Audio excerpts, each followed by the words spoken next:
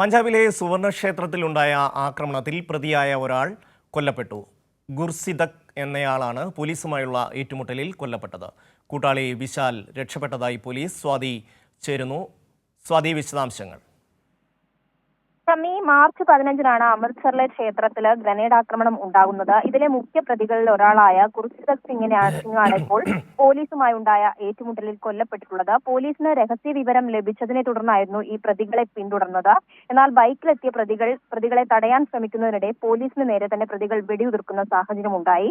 തുടർന്ന് നടന്ന ഏറ്റുമുട്ടലിലാണ് മുഖ്യപ്രതിയായിട്ടുള്ള ഗുർസിദക്കിന് വെടിയേറ്റത്. ആശുപത്രിയിൽ എത്തിച്ചെങ്കിലും പിന്നീട് മരണപ്പെടുകയായിരുന്നു. അതേസമയം കൂട്ടാളിയായിട്ടുള്ള രണ്ടാം പ്രതി വിശാൽ രക്ഷപ്പെട്ടതായാണ് പോലീസ് വൃത്തങ്ങൾ പറയുന്നത്.